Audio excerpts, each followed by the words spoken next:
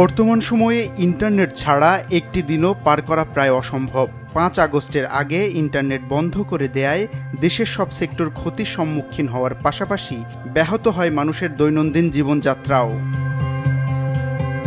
দেশের প্রতিটি নাগরিকের জন্য নিরাপদ, সুলভ ও স্বাধীন ইন্টারনেট নিশ্চিত করতে দেশব্যাপী free public wifi zone project চালু করতে যাচ্ছে বিএনপির তথ্য ও প্রযুক্তি অফিস। কিউআর কোড স্ক্যান করে পরবর্তী ১ ঘন্টার জন্য সেবাটি গ্রহণ করা যাবে। এই প্রক্রিয়ায় একজন যতবার চাইবেন ব্যবহার করতে পারবেন বিনামূল্যে ইন্টারনেট।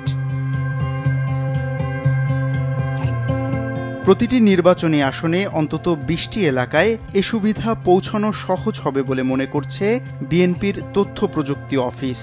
তাদের এমন উদ্যোগকে সাধুবাদ জানিয়েছেন অনেকে। আমি গ্রামের বাড়িতে বেড়াতে যাই বা আমি যখন ফ্যামিলি নিয়ে কোথাও ঘুরতে যাই, ওই সময়টাতে দেখা যায় যে ইন্টারনেট আমার ক্ষেত্রে যেটা হয় যে অনেক সময় ডিফিকাল্টি ফেস করতে হয়। বিএনপির তথ্য প্রযুক্তি অফিস বাংলাদেশের প্রত্যন্ত অঞ্চলে ইন্টারনেট ছড়িয়ে দেওয়ার যে ব্যাপারটা উদ্যোগটা গ্রহণ করেছে, আমি মনে করি এটা খুবই প্রশংসার দাবিদার। বিএনপির তথ্য প্রযুক্তি অফিস বিনামূল্যে প্রত্যন্ত অঞ্চলে যে তথ্যের একটা বিচ্ছুরণ ঘটাতে যাচ্ছে, যেটাকে আমি তথ্যের গণতন্ত্রায়ন বলতে পারি, সেই তথ্যের গণতন্ত্রায়নের অগ্রযাত্রায় বিএনপি একটা ধাপ এগিয়ে এনেছে। ইতোমধ্যে পাইলট প্রকল্প হিসেবে নিজ নির্বাচনী আসন ঠাকুরগাঁওয়ে প্রকল্পটি উদ্বোধন করেছেন দলের মহাসচিব মির্জা ফখরুল ইসলাম আলমগীর।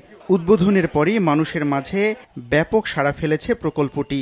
অনেক মানুষ আছে যারা সবাই ওয়াইফাই ফ্রি চালাতে পারে, এতে অনেক টাকা সাশ্রয়ী হয়েছি। আমরা বিভিন্ন শিক্ষণীয় বিষয় আমরা শেখার চেষ্টা করছি ফ্রি ওয়াইফাই কাজে লাগিয়ে, এবং যাতে কেউ কেউ খারাপ ব্যবহার করতে না পারে সেদিকে আমরা মাঠে লক্ষ্য রাখি।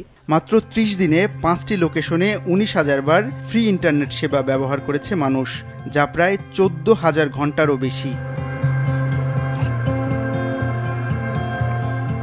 ইন্টারনেট এখন শুধু যোগাযোগের মাধ্যম নয়, বরং এটি মানুষের অধিকার।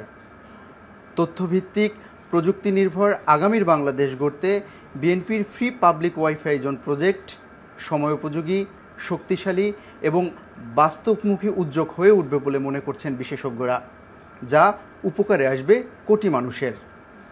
শামীম চৌধুরী, RTV, ঢাকা।